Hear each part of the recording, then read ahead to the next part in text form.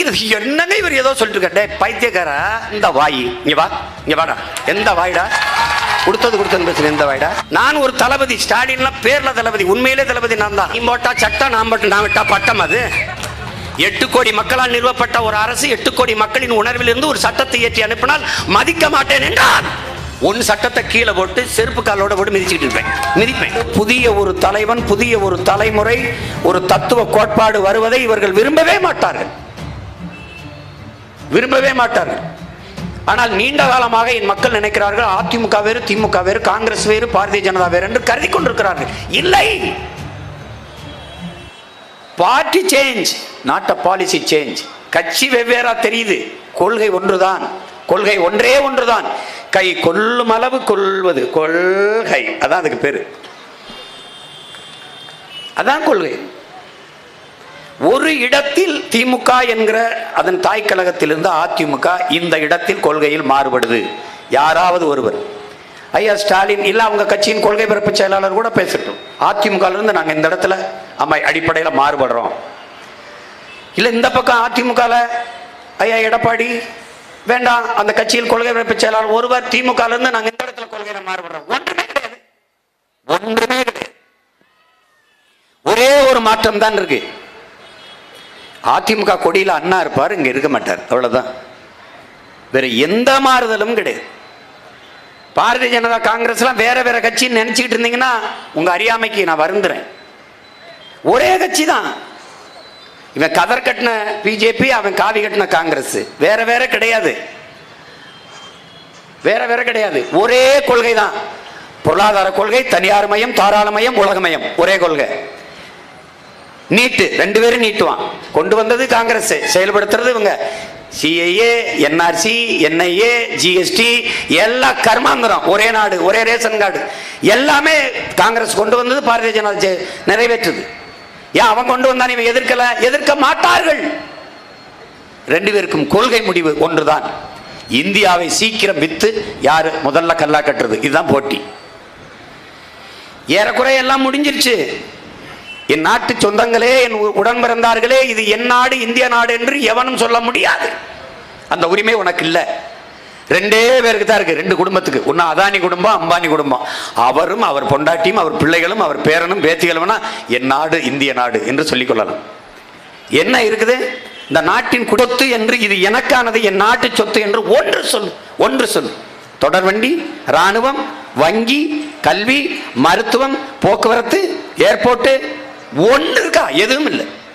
கடைசியா எல்ஐசி இருந்துச்சு, அதுவும் முடிஞ்சு. இன்னும் 200 பப்ளிக் செக்டர்கள், 200 பொது சொத்துக்களை தனியார் மயப்படுத்த தயாராக இருக்கிறார்கள். அவர்களின் நோக்கம் என்ன?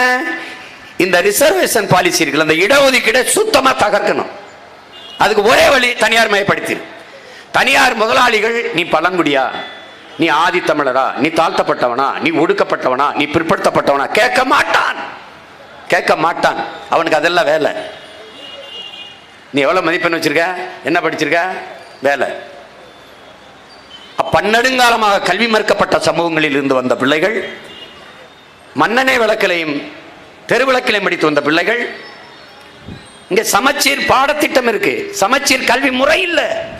என் கையில் இருக்கிற பாட புத்தகமும் நகரப்புறத்தில் இருக்கு, நகரத்தில் படிக்கிற ஒருத்தனுடைய பாட புத்தகம், கிராமத்தில் இருந்து படிக்கிற ஒருத்தர் பாட புத்தகம் ஒன்றா இருக்கு. ஆனால் கல்வி முறை ஒன்றல்ல. ஓராசிரியர் பள்ளியில் படிக்கிறவர்கான் 5 பாடத்தையும் 5 ஆசிரியர் நடத்துகிற பள்ளிக்கூடத்தில் படிக்கிறவர்கான். அவனுக்கு விளையாட்டு தடல் இருக்கும், எங்களுக்கு தடல் இருக்காது. அவனுக்கு கழிவறை இருக்கும், இருக்காது. அவனுக்கு மின்விசிறி இருக்கும், இருக்காது.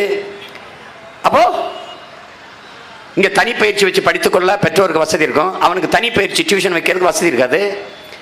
பொதுத்திறன் போட்டியில எல்லாரும் ஒன்னா ஓடணும்னா எப்படி?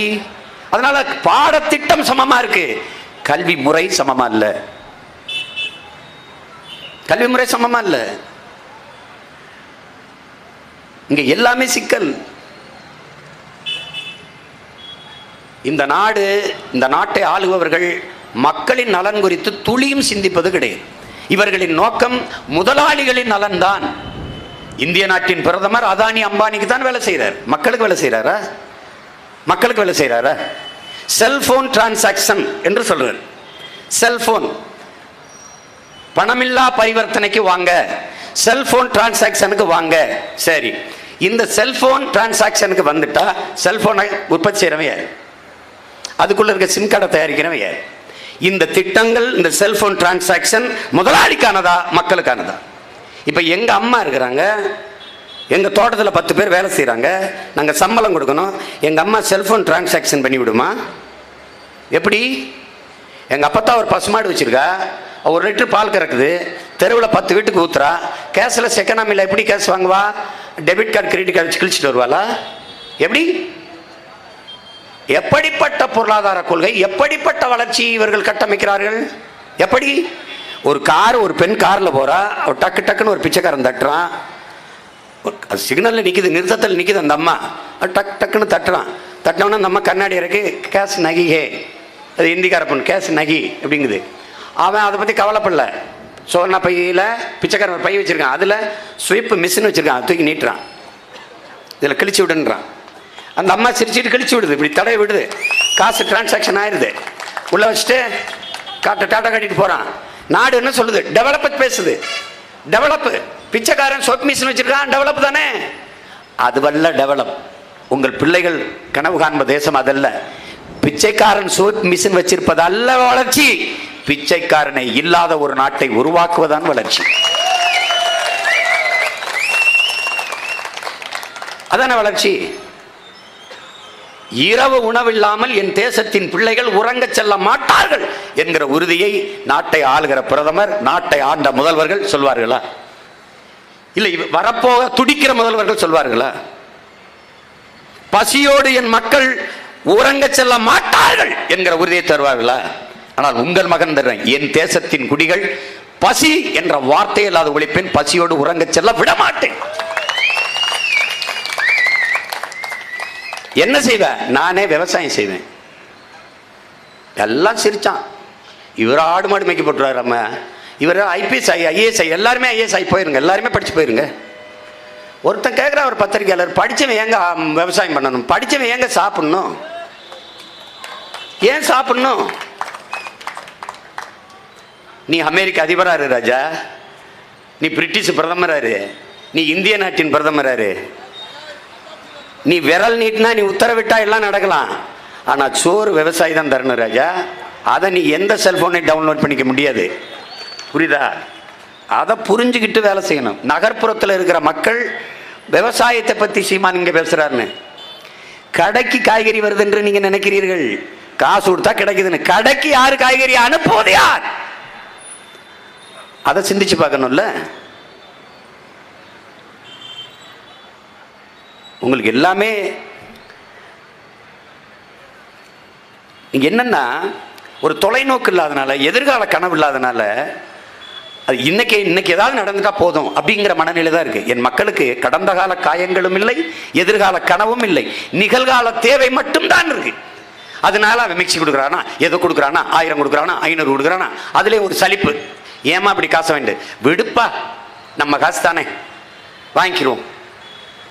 நம்ம காசு நம்மகிட்ட இல்லாம ஏமா அவர்கிட்ட போச்சு? பதில் இல்லை. சரி, அதை விடுங்க. அப்புறம் இன்னொரு சகிப்புத்தன்மை என்ன இருக்கு தெரியுமா? எதுவுமே செய்ய போறது இல்லப்பா, எவன் வந்தாலும் ஒன்றும் நடக்க போறது இல்லை, இதையாவது கொடுக்கட்டு விடுங்கிறாங்க.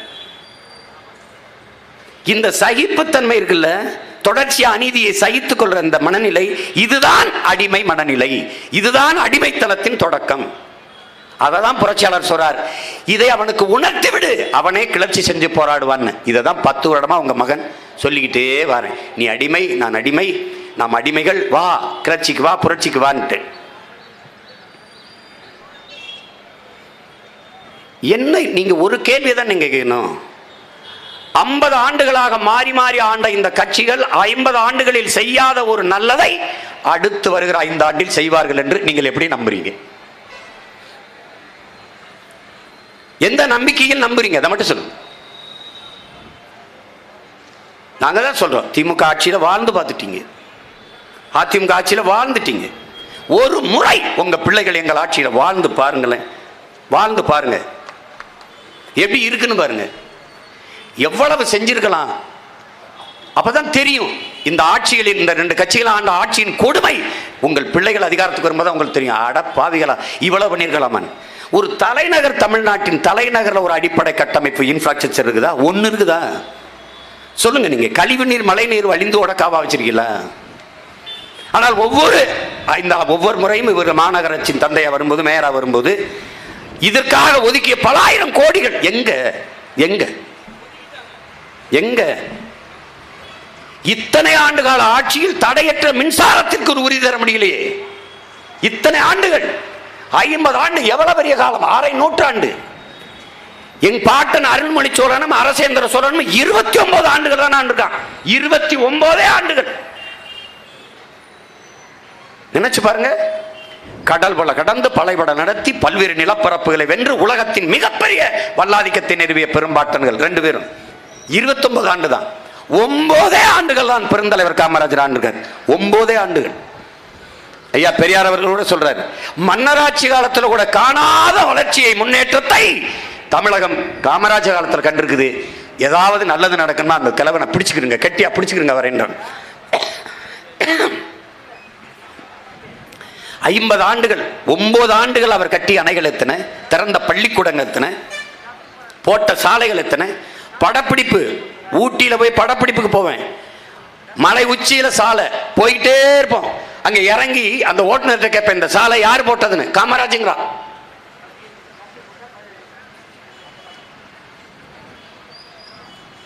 அப்ப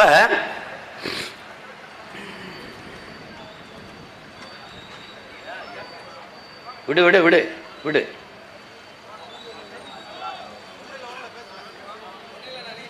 ஏதோ அதுல இருக்காரு, அவரு மகிழ்ச்சியில் இருக்காரு.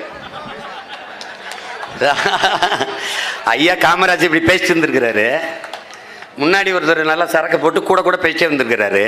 இந்த மேடையில் இருக்கிற அப்படின்னு இருக்காரு. ஏன் விடுன்னே, அவனா பேசுறேன், உள்ள இருக்க கருணாநிதி பேசுறாரு. அப்படின்னா அன்னைக்கு தாசவார திறந்துக்கிட்டு அது பாருங்க. ஒரு கிழவன் படிக்கல மனித மாண்பு எப்படி இருக்கும், மனித மனம் அடிப்படையில் எப்படி இருக்கும்? நான் என் உடன் பிறந்தார்களே, எனக்கு கிடைக்கலன்னா எவனுக்குமே கிடைக்கக்கூடாதுங்கிற எண்ணத்தில் தான் பெரும்பாலும் மனித சிந்தனை இருக்கும். எனக்கு 2 கண்ணு போனாலும் சரி, எதிரிக்கு 1 கண்ணு பார்த்து போயிடணும்னு நினைப்பான். இதான் இங்க இருக்கிற உளவியல். ஆனா ஒரு தலைவன் தான் படிக்கல, எனக்கு கிடைக்காத கல்வி என் தேசத்தின் பிள்ளைகளுக்கு கிடைக்கணும்னு நினைக்கிறான். ராஜாஜி 6000 பள்ளிக்கூடங்களை மூடிடுறாரு காசு இல்லைன்ட்டு. அந்த 6000 பள்ளிக்கூடங்களையும் திறந்து மறுபடி 14000 பள்ளிக்கூடம் கூட திறந்து படிக்க வைக்கிறார். அவருடைய கல்வி திட்டம் பாருங்க. ஒவ்வொரு சிற்றூருக்கும் தொடக்கப்பள்ளி, 3 கிலோமீட்டருக்கு ஒரு உயர்நிலை பள்ளி, 5 கிலோமீட்டருக்கு ஒரு மேல்நிலை பள்ளி, அப்படி கட்டமைச்சார், படிக்க வச்சார். இவர்கள் தெருவுக்கு 2 டாஸ்மார்க் வச்சு குடிக்க வைத்தார்கள். எவ்வளவு பெரிய சாதனை பாருங்க. இப்ப வரைக்கும் சொல்ல மாட்டாங்க, நாங்க வந்தா மூடுவோம். உங்கள் மகன் மட்டும்தான் சொல்றேன், வந்தா மூடிடுவேன். அப்ப உழைக்கும் மக்கள் மதுக்கு, உடல் வலிக்கு, அதுக்கு என்ன அதான் இருக்க, பனம்பால் தென்னம்பால் மூலிகை சாறு திறந்து விட வேண்டியதான். அது நம்ம சங்க இலக்கியத்திலே உணவின் ஒரு பகுதின்னு இருக்குது. சங்க இலக்கியத்திலே நம்ம பாட்டி அவ்வையும் அதிகமானும் கல்லுன்னு இருக்காங்க. அரசியலமைப்பு சட்டமே, இந்திய அரசியலமைப்பு சட்டமே உணவின் ஒரு பகுதி தான் கல்லுன்னு சொல்லுது. இதை இவங்க மதுன்னு ஆக்கிட்டாங்க. பீர், பிராண்டி, விஸ்கி, ஜின்னு, ரம்மெல்லாம் இருக்குல்ல, அது கோயிலில் இருக்கிற புனித நீர், தீர்த்தம், அதனால அது விற்கிறாங்க. இது மது, இது தீர்த்தம். காரணம் என்ன? கல்லுக்கடையை திறந்து விட்டா சாராய கடை படுத்துரும். இவன் 100 ரூபா சம்பாதிக்கிறான்னு வச்சுக்க, ஆளு ஒரு செம்பு, ஒரு லிட்டர் கல் 10 ரூபாய்னா 2 லிட்டர் குடிச்சான்னா போதும். உலகத்தில் ஒரு போதை பொருள், ஒரு மது போதும் என்று சொல்வது கல் மட்டும்தான் சொல்லுவான். இந்த சாராய விஸ்கிலாம் குடிச்சான்னு வச்சுக்க, மட்டையாகி விழுகிற வரை குடிப்பான். ஆனா இது ஒரு 2 செம்பு குடிச்சான்னா போதும்னுவான். அப்ப 80 ரூபா மிச்சமாயிருது இவனுக்கு, வீட்டுக்கு எடுத்துட்டு போயிடுவான். அந்த 80 ரூபாயை அவனை வீட்டுக்கு கொண்டு விடக்கூடாதுன்னு தான் கல்லை மதுவாக்கிட்டு சாராயத்தை திறந்துட்டான். ஏன் திறந்திருக்கான்? ஃபேக்டரி அவனோடது, சாராய ஆலை அவர்களோடது, டாஸ்மார்க் வர்ற சரக்கு அவர்களோடது. எப்படிப்பட்ட ஒரு ஆட்சி முறை! நீங்க நினைச்சுக்கிட்டு இருக்கீங்க நம்ம ஓட்டு போட்டு முதலமைச்சரை தேர்வு பண்றோம்னு. சாராய ஆலை அதிபர்களை தேர்வு செஞ்சு வச்சுட்டு இருக்கிறீங்க நீங்க 5 ஆண்டுக்கு ஒரு முறை. இது எப்படி வேலை கொடுப்ப சீமான்? எப்படி வேலை கொடுப்ப? எல்லாருக்கும் வேலை எப்படி கொடுப்ப? நான் தான் சொல்றேனே, விலைக்கு சொல்றேனே, நிலமும் வளமும் சார்ந்த தொழிற்சாலைகள், வேலை வாய்ப்பு, வளர்ச்சிங்கிறேன். கடற்கரைக்கு மீனை பதப்படுத்துகிற குளிரூட்டின கிடங்கு, மீனை நானே பிடிப்பேன்.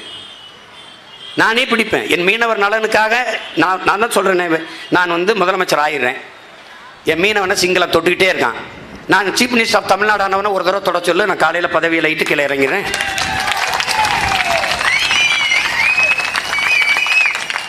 மீனவர் பாதுகாப்புக்கென்றே நான் நெய்தல் படை அமைப்பேங்கிறேன்.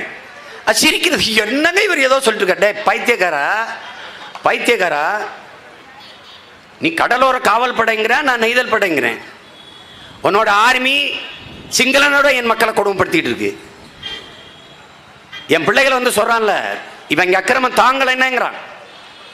கச்சத்தீவில் எங்க மீனை எடுத்துட்டு கடவாண்டுட்டு போயிட்டு சுட்டு சாப்பிட்டுக்கிட்டு தண்ணி அடிச்சுக்கிட்டு டவசரை போட்டு சுத்திட்டு இருக்காங்க இந்திய ராணுவ வீரன். இவன் கொதிக்கிற அந்த தகடு இருக்குல்ல, அதை தரையில விரிச்சு அது மேல அந்த வெயில் நேரத்தில் முட்டிக்கால் போட சொல்றான் என் மீனவனை. அப்ப இவன் எப்படி பாதுகாப்பான்? வலிமை மிக்க கடற்படை ராணுவம், 6வது பெரிய கடற்படை ராணுவம் இந்திய கடலுக்குள்ள நிக்குது.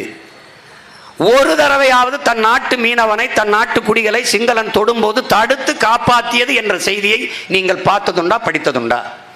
ஒரு முறை 850 மீனவனை சுட்டுருக்கு இதுவரை. இப்ப செத்த 4 பேரோட சேர்த்து அடிச்சு கொண்டிருக்கு, சுட்டு கொண்டிருக்கு. ஒரே ஒரு முறை தன் நாட்டு குடிமகனை காப்பாற்றியது என்று கடற்படை ராணுவம் ஒரு செய்தி படித்ததுண்டா? அப்புறம் எதுக்கு புடுங்கிறதுக்கு அங்கே நின்றுகிட்டு இருக்குது? அது எதுக்கு பண்ணுது? இப்ப நாங்க என்ன செய்யறோம்? நீ எவனு என்னை பேசுவான் என்னங்க இவர் தனி நாடு மாதிரி பேச்சுக்கிறாரு. இந்தியாவுக்குள்ள இந்த நாடு இருக்குதா இல்லையா? ஒரே கேள்வி, இந்தியாவுக்குள்ள என் நாடு இவ்வளவு நாள் இருந்துச்சா?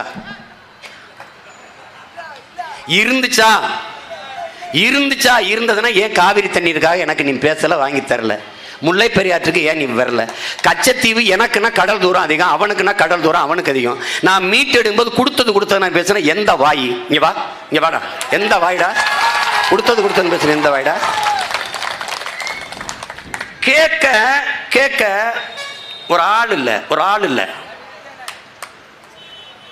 நான் கருணாநிதி, ஜெயலலிதா, எம்ஜிஆரை பார்த்து அரசு செய்ய வந்தவல்ல ராஜா.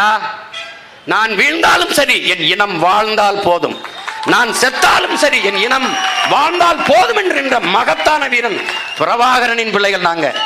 இது அவனுடைய யுகம். நான் தான் சொல்றேன்டா, முதலமைச்சர் ஆவேன், தலைக்கு பின்னாடி என் தலைவன் படத்தை வச்சு உட்கார்ந்துருப்பேன்.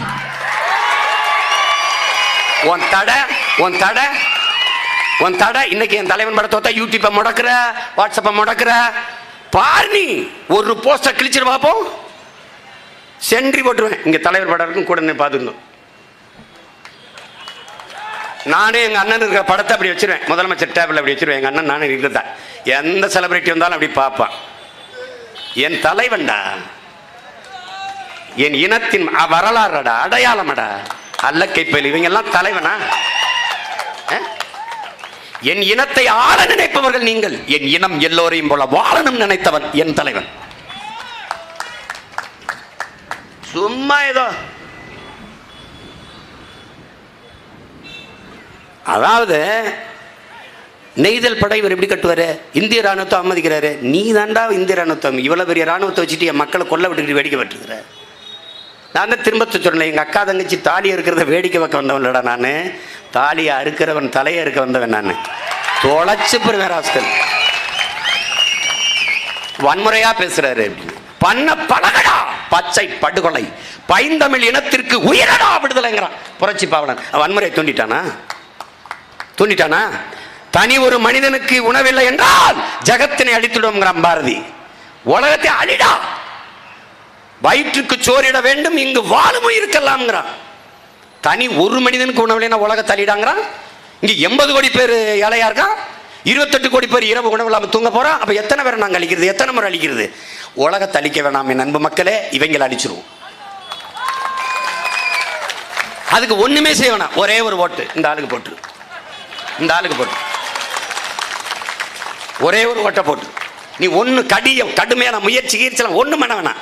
போ பாரு விவசாயங்கடா, நன்றி 3 வேளை சாப்பிட்றேன் உனக்கு நன்றி போட்டு. போடல உதயசூரியனுக்கு போட்டா, ரெட்டலைக்கு போட்டா சாப்பிடாத. அதுக்கப்புறம் சாப்பிடாத, பட்டினி கடை. என்ன இது பாருங்க, 50 வருஷம் நீங்கள் ஓட்டு போட்டிருக்கீங்க 2 கட்சிக்கு. கடைசியாக நிலைமை என்ன தெரியுமில்ல, எங்களை தூக்கி நடு ரோட்டில் போட்டால் தான் மிச்சம். இப்போ நான் அது கத்துறேன் தெரியுமில்ல, என் நிலைமை, எங்களுக்கு வந்த நிலைமை என் தம்பி தங்கைகளுக்கு வந்துடக்கூடாதுன்னு நினைக்கிறேன். அவனாவது உரிமை பெற்று பெருமையோடு நல்ல கல்வி, நல்ல மருத்துவம், நல்ல குடிநீர், நல்ல காற்று, அப்படி நஞ்சில்லாத உணவு அதை உண்டு மகிழ்ச்சியாக வாழட்டும்னு நினைக்கிறோம். அதுக்கு தான் இவ்வளோ கத்துறோம். சத்தமாக பேசுகிறானே சீமான், இவ்வளோ கத்தியே உங்க காதில் விழலையே, நான் என்ன செய்யறது? இவ்வளோ கத்தியே ஒன்றும் செய்யலையே. நாங்கள் சத்தியத்தை பேசுவோம், சத்தமாக தான் பேசுவோம், உண்மையை பேசுவோம், உறக்க பேசுவோம். எங்கள் ஐயா தெய்வ திருமகன் முத்துராமலிங்க சொல்றாரு, உண்மையை பேசு, உறுதியாக பேசு, உறக்க பேசு, இறுதி வரை பேசு, நீ தான்டா வீரங்கிறாரு. அதனால தான் பேசுறேன். அடிமை உரிமைக்கு பேச முடியாது ராஜா, முழங்கணும். என் பேச்சு, என் மொழியே பேச்சு மொழி அல்ல, வீச்சு மொழி. எங்கள் வாழ்வும் எங்கள் வளமும் மங்காத தமிழ் என்று சங்கே முழங்கு, அப்படிதான் சொல்றான். சங்கே முழங்கு, சங்கே பேசு, அப்படிலாம் சொல்லல, அப்படிலாம் சொல்லல. நான் ஒரு படையை நடத்துறேன், நான் ஒரு கமாண்டோ, நான் ஒரு தளபதி. ஸ்டாலின்லாம் பேர்ல தளபதி, உண்மையிலே தளபதி நான் தான். நான் ஒரு பெரும்படையை நடத்துறேன். நானா சுயமா கட்டி எழுப்பிய மக்கள் ராணுவம் இது. நீ காசு கொடுத்தா கூட வரமாட்டான். ஒரு தடவை நீங்க பேசும்போது இப்படி யாராவது கைதட்டானா பாருங்க, எப்படா முடிச்சுட்டு காசு 200 கொடுப்பான்னு காத்திருக்காவ. அவன் எப்படி கைதட்டுவான்? அந்த வகையில இதை எதற்காக குறிப்பிடுகிறேன் என்றால், இதை எதுக்காக சொல்ல வருகிறேன் என்றால், எதையாவது சொல்லப்பாங்கிறான் அவன். சொல்லப்பா சட்டுன்னு சொல்லிட்டு 200 கூடப்பா கடையை முடிகிற போறான். போன கரூருக்கு போனேன். குட்டி அணையில் ஆடு மாடுகளை கொஞ்சம் கருணையோட ஏற்றுவாங்க. நம்ம பிள்ளைகளை அம்மாக்களை ஏற்றிக்கிட்டு போனேன். அது இந்த பக்கம் திரும்ப வெக்கப்படுதுங்க, இப்படியே போகுதுங்க. 200 முழு நாள்னா 300 சாப்பாடு. இப்படி ஒரு மந்தை கூட்டமாக மான தமிழத்தை மாற்றிய பாவத்திற்காவது இவங்க 2 பேரையும் ஒழிக்கணும். தன்மானத்திற்காக உயிரை விட்ட ஒரு இனத்தின் கூட்டத்தை பிச்சை எடுக்க இலவசத்திற்கு கையேந்த வைத்த பாவத்திற்காவது இவர்களை ஒழிக்கணும். எவ்வளவு 6 சோறு வடிச்ச தண்ணி 6ஆ ஓடிச்சுங்கிறான். கதிர்வேந்த மங்கலம்ங்கிறான். இப்ப மீத்தன் எடுக்கிறானே, கதிரை தூக்கி அப்படி கூரையில மேஞ்சாங்கிறான். நம்ம பாட்டன் சிவக சிந்தாமணியில திருத்தக்க தேவர் எழுதுறாரு, புருஷன் முன்னாட்டியும் வாசல நின்றுகிட்டு மல்லிகை பூ போல சோறு சமைச்சு வச்சிருக்கோம், வாங்க விருந்து சாப்பிட்டு போங்க, வெறுங்கையோட நீங்க போக வேண்டாம், பொண்ணும் மணியும் பட்ட ஆடைகளும் அள்ளி தரம் வாங்கிட்டு போங்கன்னு. அவ்வளவு செல்வம் பெற்ற ஒரு இனத்தின் மக்கள் இலவச அரிசிக்கு ஏங்கி நிற்கிறான். நீங்க நம்புறீங்களா? என்னை பெற்ற என் தாய் சொல்றா, நாங்கள் ரேஷன் அரிசி வாங்குறது இல்லை, எங்களுக்கு தேவைப்படலை, எங்களுக்கு விளை நிலம் இருக்குது, நெல் விளையுது, நாங்கள் சாப்பாட்டுக்கு பயன்படுத்திக்கிறோம். ஆனால் எங்கள் அம்மா ரேஷன் அரிசி வாங்குறா. எதுக்கு தெரியுமா? கோழிக்கு போட. எங்கள் அம்மா சொல்லி சத்தியமாக சொன்னதை நான் சொல்கிறேன். ஏப்பா அந்த ரேஷன் அரிசியை கோழிக்கு போட்டேன்ப்பா, கொத்த மாட்டேங்குதுப்பா, திங்க மாட்டேங்குதுப்பா, ஏமான்னு ஒரே நாத்தம்ப்பா. சரி மாட்டுக்காவது கஞ்சி ஆயிடுச்சு, தொட்டியில் ஊற்றினா மாடு மூஞ்சியை உள்ள கொண்டு வைக்க மாட்டேதுப்பா தொட்டிக்குள்ள, அம்பிட்டு நாத்தம் பாங்கிறேன். ஒரு கேள்வியை என் கற்றறிந்த தம்பி தங்கைகள், என் உடன் பிறந்தார்கள், என் உறவுகள்கிட்ட கேட்குறேன். ஒரு நிலம், ஒரு வயல், ஒரு நெல், அது வருது, விளைஞ்சு கைக்கு வருது, ஒரே நெல்லு தான். அது அரிசியாகி கடைக்கு விற்பனைக்கு வரும்போது தரமாக இருக்கு, மக்கள் சேவைக்கு ரேஷன் கடைக்கு வரும்போது நாற்றம் எடுக்குது என்றால் இடையில் என்ன நடக்குது? ஒரே நெல்லு தானப்பா, அது அந்த கடைக்கு வரும்போது தரமா வருது, இந்த கடைக்கு மக்கள் சேவைக்காக நியாய விலை கடைக்கு வரும்போது நாற்றம் எடுக்குது. எப்படி? நாற்றம் எடுத்தவர்கள் கையில் அதிகாரம் இருப்பதால் அது நாறுது. நீ ஒரு தடவை கூட டாஸ்மார்க் சரக்குகளை குடோன்ல எப்படி பாதுகாத்து வச்சிருக்காங்க என் வரைவில் இருக்கு. நெல்லை ஒழுங்குமுறை விற்பனை கூடத்துல நெல்லை கொள்முதல் பண்ணி இவங்க எப்படி போட்டு நாடு தேர்வில் சும்மா போட்டு பாயப்பட்டு முடிச்சிட்டா. அது மழை வெஞ்சு முளைச்சி அது போகுது. அது அப்படியே எளிதின்னு எறும்புதுன்னு மக்கி பண்ணா போய் இப்படி தான் மன்மோகன் சிங் கிட்ட நீதிமன்றம் சொல்றது. மன்மோகன் சிங் பிரதமர் இருக்குன்னு சொல்லுது, ஏங்க இந்த பூச்சி வண்டு எளிதிங்கிற நெல்லை அப்படி மக்களுக்கு கொடுத்தா பயன்படும்ல, ஏங்க அப்படி போட்டு வச்சுருங்க, அரசின் கொள்கை முடிவில் நீங்கள் தலையிடக்கூடாது, அப்படி போட்டு வைக்கிறது கொள்கை முடிவுங்கிறாங்க. இவங்க கொள்கையிலே பெட்ரோல் ஊற்றி கொளுத்து, அது கூட விலையேறி போச்சு. ஐயோ கரும்பு. இது அவ்வளவு இருக்கு. அதை நிறைவேற்றணும்னா ஒரே வழிதான் இருக்கு. எனக்கு ஓட்டு போட்டு ஜெயிக்க விட்டு நாட்டை கொடுத்துரு. நீ எதை பத்தியும் கவலைப்படல. தண்ணி வரல, மின்சாரம் வரல, அது வரல, இது வரல. இவங்க இந்த மாதிரி வாங்குறதுல, மின்சாரத்தை வாங்குவதில் முதலீடு செய்ய மாட்டோம்.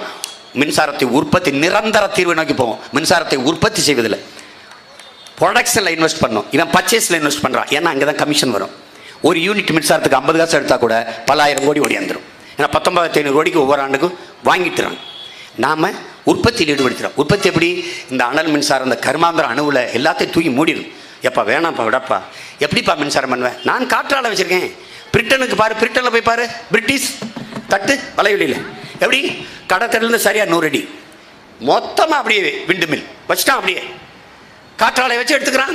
ஜப்பான் கடல் அலையில் பந்தை போட்டு படப்பட படிமை நடக்குது. கடல் அலையில் இருந்து தயாரிச்சுக்கிறான். சுற்றுச்சூழலுக்கு ஒரு பாதிப்பும் இல்லை. தேவையான மின்சாரம் தயாரிச்சுக்க முடியும். மாற்ற வேண்டியதானே. சூரிய ஒளியில் மின்பூங்கா அதே தனியார் தயாரிக்கிறார், அரசு தயாரிக்க முடியாதா? நான் ஆட்சிக்கு வந்துடுறேன். வீடு கட்டுறியாப்பா? வீடா? மேற்கூரை சூரிய தகட பதிச்சிருந்தப்பா, ஓகே அனுமதி. மரம் வீடு கட்ட போறியா? சின்ன இடமா? சரி, குறைஞ்சது 3 மரம் இருக்கணும். ஒரு மா, ஒரு பலா, ஒரு வாழை. நான் அனுமதி தர மாட்டேன். வீடு கட்ட முடியாது. நீ மரத்தை கிளையெல்லாம் ஓ மரமா இருக்கலாம், நீ வெட்ட முடியாது ராஜா. மரத்தை வெட்டினா மனிதரை வெட்டுற குற்றம் மாதிரி செயல் தூக்கி போட்டுருவா. 6 மாதம் 7 மாதம் உள்ள வச்சு விட்டுருவேன். நீ என்கிட்ட கேட்கணும். ஓ மரமா இருக்கலாம், அது மரமா இருக்கலாம், ஆனால் அது நாட்டுக்கு சொந்தம். நீ என்ன பண்ணும்? எனக்கு அவசரமா ஒரு மரம் தேவைப்படுதுங்க, நான் வெட்டிக்கிறேன். வெட்டு. 100 மரம் நட்டு, 1 மரம் வெட்டு. சட்டம். ஐயா 100 மரம் நட்டு காட்டிட்டேன், இந்த மரத்தை வெட்டிக்கிறவாயா? வெட்டு. தொட்டுக்கு மட்டும் மன்னிப்பு கேட்டு வெட்டு. அந்த ஒரு கிளையை வெட்டிட்டேன். இந்த கையை வெட்டினா என்ன தண்டனை? இங்கே வா, உன் கையை வெட்டினா என்ன தண்டனை? ஐயா 1 வருஷம் ஜெயிலியா, நீ 1 வருஷம் போய் இருந்துட்டு வா. நான் சொல்லும்போது சிரிச்சான். சீனா சட்டம் போட்டான். தம்பி, மனிதர்கள் இல்லாத மரங்கள் வாழும், மரங்கள் இல்லாத மனிதர்கள் வாழவே முடியாதுங்கிறத நீ புரிஞ்சுக்கணும். இதெல்லாம் ஏன் எடப்பாடியோ ஸ்டாலினோ உனக்கு கற்பிக்க மாட்டாங்க? ஏன்னா தெரியாது, பாவம் தெரியாது. ஐயா அப்துல் கலாம் சொல்றாங்கல்ல, கிளி வளர்த்தேன் பறந்து போயிட்டது, அணில் வளர்த்தேன் ஓடி போனது, ஒரு மரம் வளர்த்தேன் ரெண்டும் திரும்பி வந்ததுங்கிறாங்க. இதை விட மரத்தின் அருமையை உனக்கு சொல்ல முடியாது. ஐயா வைரமுத்து ஒரு கவிதை பாடியிருக்காங்க. மறந்தான் மறந்தான் எல்லாம் மறந்தான், மனிதன் மறந்தான் மறந்தான். ஒரு தடவை படிங்க இதெல்லாம். ஏன் அண்ணன் மரத்து மேல 10 ஆண்டு பசுமை திட்டம்ங்கிற ஒரு திட்டத்தை வச்சு துடிக்கிறேன்னா, 10 ஆண்டுகளில் என் தமிழ் நிலத்தை பச்சை போர்வையால் உங்கள் மகன் போத்திடும். சாலையா, பசுஞ்சோலை சாலை, 2 பக்கமும் மரங்கள் அடர்ந்து நிற்கும். ஒரே பனை, 10 கிலோமீட்டர் 20 கிலோமீட்டர் பனை, பனை சார்ந்த இண்டஸ்ட்ரி, நிலமும் வளர்ந்த அந்த தொழிற்சாலை. படித்தவன் படிக்காதவன் அனைவருக்கும். 17 கருப்பட்டி காய்ச்சறவனுக்கு கல்வியாளன் தேவையில்லை, கருப்பட்டியை சந்தைப்படுத்துறதுக்கு கற்றவன் தேவைப்படுது. படித்தவன் படிக்காதவன் அனைவருக்கும் வேலை. எங்க அப்பத்தான் நார்ல இருந்து பொட்டி பின்னுவே. அப்பத்தான் இந்த பின்னி கொடு, அப்பத்தான் நான் வித்துக்கிறேன். அப்பத்தா வீட்டுல இருந்தே பின்னு, நீ அங்க வர வேணாம், வீட்டுல இருந்து பின்னித்தா, அங்க போய் எடுத்துட்டு வாடா. எவ்வளவுடா? 200 ரூபா கொடுத்தனா எங்க அப்பத்தாவுக்கு செலவு இல்லை. ஏன்?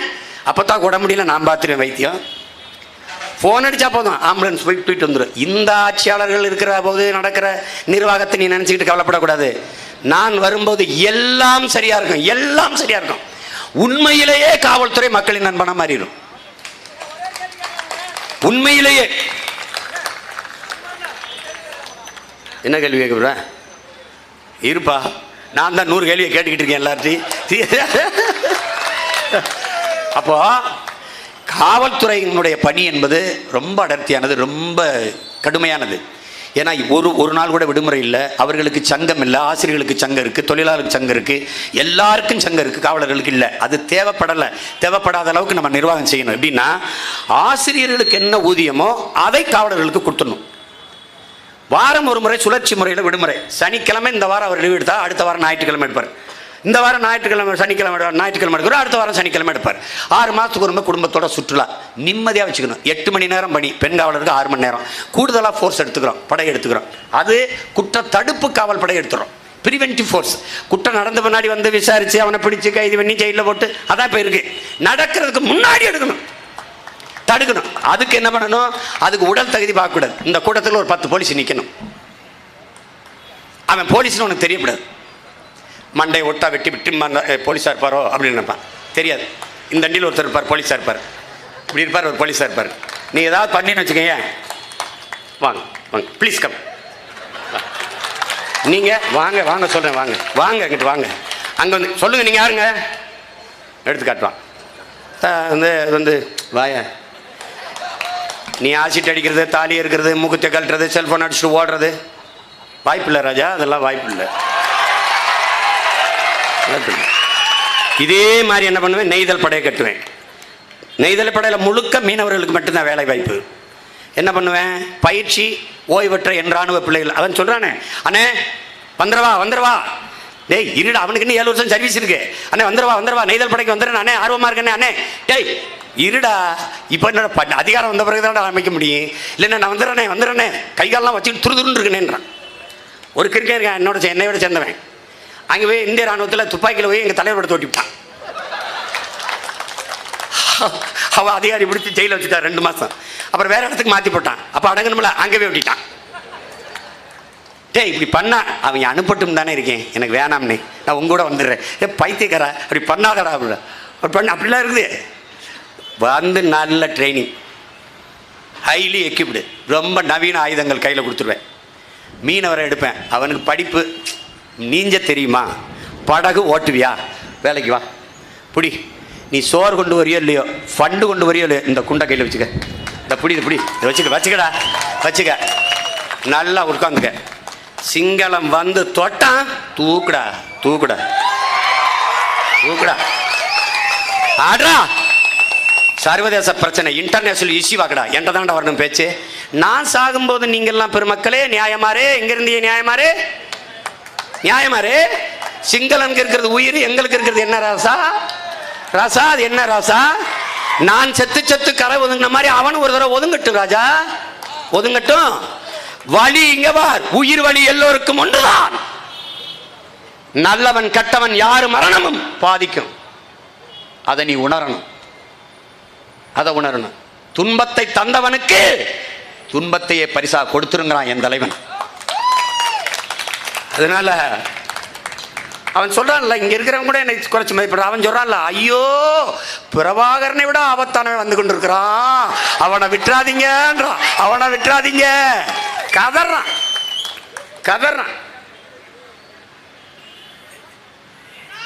என் மீனவனை அடிச்சா உன் மாணவனை அடிப்பேன்னு பேசிட்டு நான் ஜெயிலுக்கு போயிட்டேன். ஆனால் 3 நாள் இலங்கையிலேருந்து எவனும் தமிழ்நாட்டுக்குள்ள வரல, பறக்கலை. அதான் இவர் தூக்கி என்னை ஜெயிலில் வச்சுட்டார், அது வேற.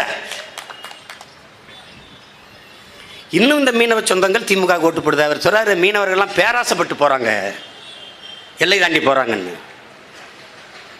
இவருக்கு ஆசை கிடையாது, எல்லாத்தையும் திறந்துட்டு தான் பல தடவை முதலமைச்சராக ஆசைப்படுறாங்க. ஒன்றுக்கு உதவாத பதவிட்டாங்க, ஒன்னத்துக்கு உதவாத பதவி வச்சுட்டாங்க. ஒன்னத்துக்கு உதவாத பதவி குடும்பமே கிடந்து மாறிடுச்சு கிடக்கிறிய. ஐயோ எங்களை சீஃப் மினிஸ்டர், வா மாற்றத்தை உருவாக்கும் தோழனே உதயசூரியன் ஓட். எப்படி உங்க பிரச்சனை என்ன? 50 ஆண்டுகள் ஆண்டுட்டு இப்போ தான் பிரச்சனை என்னன்னு கேட்குறாங்க. ஐயா எங்களுக்கு பல பிரச்சனைகள் இருக்கு, இந்த பிரச்சனையெல்லாம் தந்தது யார் தெரியுமா ஐயா? நீங்களும் உங்க அப்பா வந்தா ஐயா. பிரச்சனையே இத்தனை ஆண்டுகள் ஆண்ட பிறகு இன்னும் இந்த மக்களுக்கு பிரச்சனைகள் இருக்கிறது என்று மனு கேட்கிறார்கள் என்றால், இந்த பிரச்சனைகள் யாரால் உருவானது? என் மக்களுக்கு, இந்த மண்ணுக்கு இந்த பிரச்சனைகளை தந்தது யார்?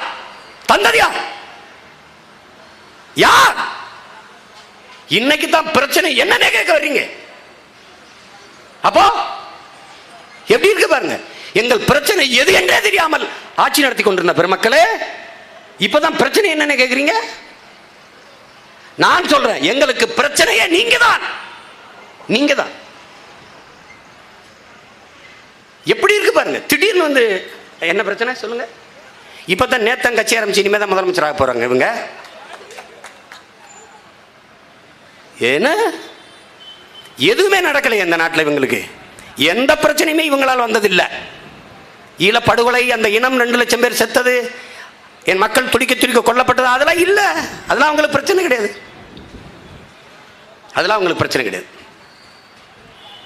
இதை செய்தார், இதை செய்வேன் என்று சொன்னார எடப்பாடி, அதை செய்தாரா? இதான் விளதம் பிரச்சனை. நீட்டை கொண்டு வந்தது காங்கிரஸ், கூட இருந்து ஆதரிச்சு நீட்டு தேர்வை பாராட்டி கடிதம் எழுதினது ஐயக்கலைஞர், நீட்டை தீவிரமாக செயல்படுத்தினது பிஜேபி, நீட்டை எதிர்க்காமல் அடிமையா இருந்தது அதிமுக. இந்த 4 கட்சியும் ஒழிக்காம நீ என்ன பண்ணுவ? மறுபடியும் இவங்களுக்கு ஓட்ட போட்டு என்ன பண்ணுவ? சரி, நீட்டை நாங்கள் வந்தா நீக்குவோம். இப்ப நான் சொல்றேன், இந்திய மெடிக்கல் கவுன்சில், இந்திய மத்திய மருத்துவ குழுமம் என்னைய அங்கீகரிக்க வேண்டாம், சட்டம் ஏற்றிடுவேன். அனுப்பி நகர்த்துவேன். அவன் சொல்லுவான் பாருங்க, மாநில அரசின் சட்டத்தை மத்திய அரசு மதிக்க தேவையில்லை, அப்போ மத்திய அரசின் சட்டத்தை நான் ஒரு மயிருக்கு மதிக்க தேவையில்லை. முடிஞ்சது. ஏண்டா நீ போட்டா சட்டம், நான் விட்டா பட்டம்? அது 8 கோடி மக்களால் நிறுவப்பட்ட ஒரு அரசு 8 கோடி மக்களின் உணர்விலிருந்து ஒரு சட்டத்தை ஏற்றி அனுப்பினால் மதிக்க மாட்டேன் என்றால் ஒன் சட்டத்தை கீழே போட்டு செருப்பு காலோட போட்டு மிதிச்சுக்கிட்டு இருப்பேன், மிதிப்பேன். ஆட்டம் என்ன ஆட்டம் காட்டுற நீ? எல்லா உரிமையும் எடுத்துக்கொண்டு வச்சுக்கிறது. இப்ப நான் தட்சிண பிரதேசமா? டே தமிழ்நாடு தட்சிண பிரதேசம் மாத்துவாங்களாம். வட இந்திய தொழிலாளர்களாம் வீடு கட்டி கொடுப்பானா? ஹரியானால ஏன் சொந்தக்காரன்டா என் தமிழ 5000 பேர் வீடு இல்லாம இருக்க, முதல்ல அவன் கட்டி கொடுடா, கட்டி கொடுங்க.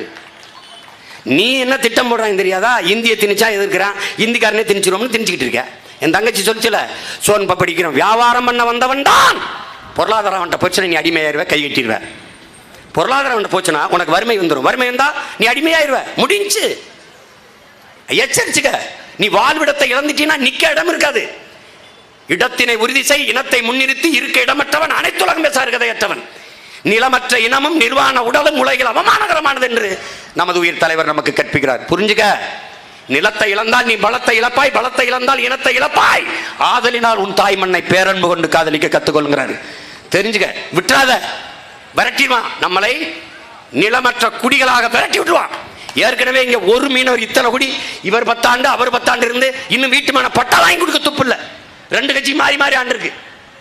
அப்ப நீங்க நிலமற்ற குடிகள் இந்த வீட்டுல இருந்து வெளியில போனா போகணும். ஏன்னா உனக்கு உரிமை இல்லை.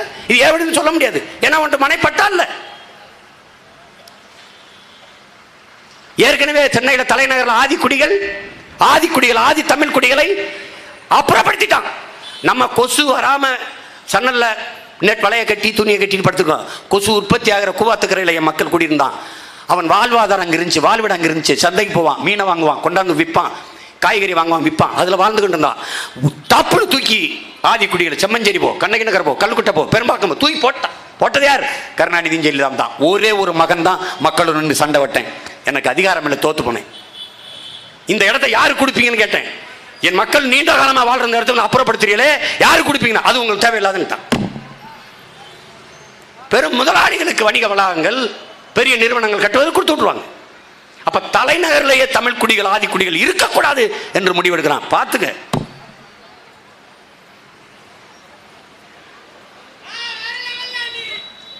நம்மளை சுத்தி என்ன நடக்குதுன்னு தெரியாம ஏதோ தேர்தல் வந்தா நம்ம காசு கொடுப்பாங்க, அது ஓட்டு போடணும். அப்படி இவர்களால் ஒன்று சொல்றேன், நான் என் தமிழ் மீது, என் தாயின் மீது, என் தலைவன் மீது ஆணையிட்டு சொல்றேன், இவர்களால் இந்த நாட்டுக்கு எந்த நல்லதையும் செய்ய முடியாது, செய்ய மாட்டார்கள், செய்ய தெரியாது, செய்ய தெரியாது. இப்ப நான் சொல்றேன், பெண்கள் குழந்தைகள் பாதுகாப்புக்கு என்று தனி அமைச்சகம் போடுவேன். அப்படி சொல்லு. வெளிநாட்டு வாழ் தமிழர்களுக்கு என்று தனி அமைச்சகம். கேரளாவில் வெளிநாட்டு வாழ் மலையாளிகளுக்கு தனி அமைச்சகம் இருக்கு. ஏன் இதுவரை உருவாக்கல? ஏன் உருவாக்கல? செய்திருக்க முடியும்ல. என் தங்கச்சி பேசினால காளியம்மா, பொள்ளாச்சியில் நடந்த கற்பழிப்பு வெளியில வந்துட்டான். எல்லா பையனும் உங்க மகன் முதலமைச்சராக இருந்தா என்ன தெரியுமில்ல, பூமிக்குள்ள புதஞ்சிருப்பான். எல்லா பையனும் புதஞ்சிருப்பான். அது யாரா இருந்தானே, என் மகனா இருந்தானா, உன் மகனா இருந்தானா, உன் தம்பி மகனா இருந்தானா, அண்ணன் மகனா இருந்தாலும், எவனா இருந்தாலும் அவ்வளவுதான். உலகத்தில் எந்த குற்றத்திற்கு மரணம் தண்டனையா இருக்கக்கூடாது என்பது எங்கள் கொள்கை. ஆனால் பெண்ணை பாலியல் வன்புணர்வு செய்து கொலை செய்தால் மரணத்தை தவிர வேற தண்டனை இருக்கக்கூடாதுங்கிறதும் எங்கள் கொள்கை. என்ன கேட்டான், என்ன இப்படி ஒரு மனித உரிமை இது, மனிதன் இல்லாமல் இப்படி பேசிருக்கீங்களா நீங்க எப்படி அப்படின்னு. கொல்ல வர்ற விலங்கை கொஞ்சுவியலா கொல்லுவியலா? ஒரு விலங்கு உன்னை கொல்ல வருது, அதை போய் கட்டிப்பிடிச்சு கொஞ்சுவியா கொல்லுவியா? 6 வயசு பெண்ணை 6 வயசு குழந்தையை வன்புணர்வு செய்து கொலை செய்வது மிருகத்தின் மனநிலை கூட இல்லை. அவனை எப்படி விடுவிய, வாழ விடுவ? தர்ஷினின்னு ஒரு பெண்ணை, தர்ஷினி தான், சுகாசினி ஏதோ ஒரு பெண்ணை ஒரு பையன் கெடுத்துட்டான் வீட்டில் கொண்டு போய். நான் அந்த வீட்டுக்கு போய் அவங்களுக்கு வருத்தங்கள் துயர விசாரித்தேன். அந்த பையனை எரிச்சு விட்டான், கொண்டு போய் எரிச்சு கொண்டு விட்டான். சுகாசினின்னு தான் நினைக்கிறேன். உள்ளே கொண்டு போய் செயலில் வச்சாங்க. 90 நாளில் வெளியில் வந்துட்டான். இதை அறிவார்ந்த தம்பிதங்கள் புரிஞ்சுக்கணும். வெளியில் வந்து பெத்த தாயை கொலை பண்ணிட்டான். சாந்தியில் சுகாசினி இப்போ உள்ளதான் இருக்கான். இப்போ என்ன தெரியுமில்ல, இந்த இந்த இந்த பெண்ணை பச்சை பிள்ளையை கற்பழிச்சு கொண்டா பாருங்க, சிதைச்சு கொண்டா பாருங்க. இவன் சிறைக்குள்ள இருக்கும்போது இவனுக்கு சோறு, இவனுக்கு உடை அரசு கொடுக்குதுல. யார் காசுல? இந்த சுகாசினியுடைய அம்மா அப்பா கட்டுற வரி காசுலையும் போகுது. எப்படிப்பட்ட நிர்வாகம் பாருங்க. அவனுக்கு என்ன வரணும்னா, இங்க பாருங்க, உலகத்தில் மரணம் ஒன்றுதான் மனிதனை ஒழுங்குபடுத்தும். அதுக்கு தான் மரணத்தை தண்டனை வைக்கிறான். துபாயில் என்ன பண்றான்? கற்பழிப்பு இந்த மாதிரி குற்றங்களுக்கு நடு சாலைகளை வச்சு மக்கள் பார்க்கும்போது தூக்கிலிட்டுறான். உயிர் பயம் ஒன்றுதான் ஒழுங்குபடுத்தும். இல்லைன்னா என்ன ஆகும்? என்ன வேணாலும் செய்வான். அந்த சமூகம் குற்ற சமூகமாகவே இருக்கும். ஒன்றுமே பண்ண முடியாது. 60 வயசு அம்மாவை கற்பழிக்கிறான், 6 வயசு குழந்தைய கொள்றான். கேட்டால் கவர்ச்சியாக கூட விடுறான். 6 வயசு பிள்ளைகிட்ட என்னடா கவர்ச்சி பார்த்த? 60 வயசு பெரியம்மாட்ட போய் என்ன கவர்ச்சி பார்த்த நீ? இந்த எல்லா குற்றங்களுமே நிறைந்த போதையில் தான் நடக்குது. அப்போ அதான் ரூசோ என்ன சொல்றான், நீ குற்றவாளியை பிடித்து தூக்கல் போடுவதை முதலில் நிறுத்து. அவன் குற்றம் செய்வதற்கான காரணத்தை கண்டுபிடிச்சு அதை முதல்ல தூக்கில் போடுங்கிறான். ஏன்னா காரணம் இருக்கிற வரை குற்றவாளிகள் பிறந்து கொண்டே இருப்பார்கள். நீ தூக்கில் போட்டுக்கிட்டே தான் இருக்கணும். ஏன்னா காரணம் அப்படி இருக்கு. காரணத்தை உள்ளிடாங்கிறான். நான் என்ன சொல்றேன், இப்போ வேளாண் கடனே ஐயா தள்ளுபடி பண்றாரு 12,000 கோடி. ஐயா கலைஞர் 7,000 கோடி தள்ளுபடி பண்ணார். இது வேளாண் மக்களுக்கு தெரியாம அவங்க தள்ளுபடி பண்ணியிருக்காருப்பா, அவருக்கு தாப்பா போடணும், அவ்வளோதான் அறியாம. இங்க என் நாட்டில் நம் மக்களுக்கு அடர்த்தியான வறுமை இருக்கு. வறுமை அதுக்கு ஒரு புள்ள பிறக்குது. அந்த பிள்ளைக்கு பேரு அறியாமை. இந்த வறுமையும் அறியாமையும் சேர்ந்து ஒரு பிள்ளையை பெறாங்க, அதுக்கு பேர் மறதி. இந்த 3 தான், வறுமை, அறியாமை, மறதி. இது 3 தான் இந்த அரசியல் தலைவர்களுக்கு முதலீடா இருக்கு. அதை பயன்படுத்தி வேளாண் கடனை தள்ளுபடி பண்றோம், இதை தள்ளுபடி பண்றோம். அப்போ இந்த வேளாண் கடனாளியா இருந்தால ஏன் தேர்தல் வரும்போது அறிவிக்கிறீங்க? போன வருஷம் தள்ளுபடி பண்ணியிருந்துருக்கலாமே, கொஞ்சம் நிம்மதியாக இருந்திருப்பானே. ஒரு 6 மாதத்துக்கு முன்னாடியே தள்ளுபடி பண்ணியிருக்கலாமே. இப்போ என்ன கேட்குறோம்னா, ஐயா கலைஞர் தள்ளுபடி பண்ண 7,000 கோடி, அதுக்கப்புறம் விவசாயி கடனாளியா மறுபடியும் ஆகிட்டானே. எப்படி இப்போ 12,000 கோடி தள்ளுபடி, மறுபடியும் கடனாளி ஆவானா ஆக மாட்டானா? ஆவான். அப்போ என்ன செய்யணும்? அவன் கடனாளி ஆகிறதுக்கான காரணத்தை கண்டுபிடிச்சு இப்போ தூக்குல போடணும். அதுக்கு என்ன வழி இருக்கு? எந்த ஒரு உற்பத்தியாளனும் அவன் உற்பத்தி செய்கிற பொருளுக்கு உலகத்தில் அவனே விலையை தீர்மானிக்கிறான். காரு 20 லட்சம் சொல்றான், மோட்டர் பைக்கு 2 லட்சம் சொல்றான், ஒரு ஸ்கூட்டி 1.5 லட்சம் சொல்றான், ஒரு பேனா 10 ரூபா சொல்றான். எல்லாம் அவன் சொல்ற விலை. ஆனால் விவசாயி விளைவிக்கிற பொருளுக்கு அவன் விலையை தீர்மானிக்க முடியல. யார் தீர்மானிக்கிறான்? வாங்குறவன் தீர்மானிக்கிறான். இப்ப இந்த இடத்துல என்ன பண்ணணும்? விவசாயி விளைவிக்கிற பொருளுக்கு அவனே விலையை தீர்மானிக்கிற ஒரு நிலையை ஏற்படுத்திட்டா நட்டப்பட மாட்டான், அவன் கடனாளி ஆக மாட்டான். அதை செய்ய இவங்களுக்கு முடியாது. உங்கள் மகனால் தான் அது முடியும், அவனால் தான் முடியும். நகைக்கடன் தள்ளுபடி. இவர் ஏன் நகையை அடமானம் வச்சாரு? அவர் பொண்டாட்டி பிள்ளை கழுத்தில் இருந்த நகையை கொண்டு போய் எதுக்கு அடமானம் வச்சாரு? எதுக்கு வச்சாரு? வறுமை. எத்தனை பேர் வச்சான்? பல ஆயிரம் பேர் வச்சுட்டான். ஏன்? வறுமை. அந்த நிலையில் நாட்டுக்குடிகளை வச்சுட்டு, மக்களை வச்சுட்டு நல்ல ஆட்சி கொடுத்தோம், அம்மாவின் ஆட்சி கொடுத்தோம், சும்மா ஒரு ஆட்சி கொடுத்தோம். என்னது என்னது? கடன் வாங்கி கல்வி கடன் தள்ளுபடி, மாணவர் கல்வி கடன். கடன் வாங்கி கல்வி கற்கிற நிலையில் என்னை வைத்தது யார்? கல்வி மானுட உரிமை, அதை கொடுக்க வேண்டியது அரசின் கடமை. அதை கொடுக்க மறுப்பது மாபெரும் கொடுமை. அதை போராடி பெறாமல் என் மக்கள் இருப்பது அறிவிழந்த மடமை. அதனாலதான் உங்க மகன் என்ன செய்யற? முதல்ல நீர்வள பெருக்கம், அதுக்கு போயிடுறேன், வேளாண்மைக்கு போயிடுறேன், மருத்துவத்தை தரமா உயர்த்திடுறேன். கல்வி, ஒரு நாட்டின் வளத்திலேயே பெரிய வளம் அறிவு வளம் தான் கல்வி. அது வியாபாரம் இல்லை. கல்வியின் தரத்தை தூக்கணும். கல்வி, மருத்துவத்தை, குடிநீரை இலவசமாக கொடுத்துட்டேன்னா என் மக்களுக்கு 1000 ரூபா கொடுத்துட்டேன்னா மாச சம்பளம் செலவு இல்லை. ஏன்னா நான் பிள்ளைய படிக்க வச்சிடறேன், வைத்தியம் நான் பண்ணிடுறேன். அதனால என் அன்பு சொந்தங்கள், பல திட்டங்கள் இருக்கிறது. நாட்டை ஆள கொடுங்கள், உலகத்தின் தலை சிறந்த நாடாக உங்கள் மகன் மாற்றி படைப்பேன். இந்த தொகுதியில் இருந்து உலக தமிழ் பேரினத்திற்காக பல ஆண்டுகளாக பேசி வருகிற உங்கள் மகன் 1/4 நூற்றாண்டாக பேசுற பெரியாரிய மேடைகள், மார்க்சிய மேடைகள், அம்பேத்கர் மேடைகள், பல மணி நேரங்கள், 6000-7000 மணி நேரங்கள் நான் பேசியிருக்கேன். இதே என் மக்களுக்காக தான். ஆனால் கடந்த 10 ஆண்டுகளாக தான் நான் வெளியில தெரிகிறேன். அது ராமேஸ்வரத்தில் என் இனச்சாவப்ப நான் பேசுனதுலேருந்து சன் தொலைக்காட்சி நேரில் போட்டு ஓ இப்படி உதவி பேசுகிறான்டா அப்படின்னா அதுலேருந்து தெரிகிறேன். ஆனால் இந்த மகனின் குரல் இந்த மக்களுக்காக, திருவொற்றியூர் மக்களுக்காக சட்டமன்றத்தில் ஒலிக்க வேண்டும் என்று நீங்கள் முடிவெடுப்பீர்களே, ஆனால் என்னை வாக்கு செலுத்தி விவசாய சின்னத்தில் வெற்றி பெற செய்யுங்கள். இல்லை மறுபடி சங்கரும் குப்பனுமே போதும்னா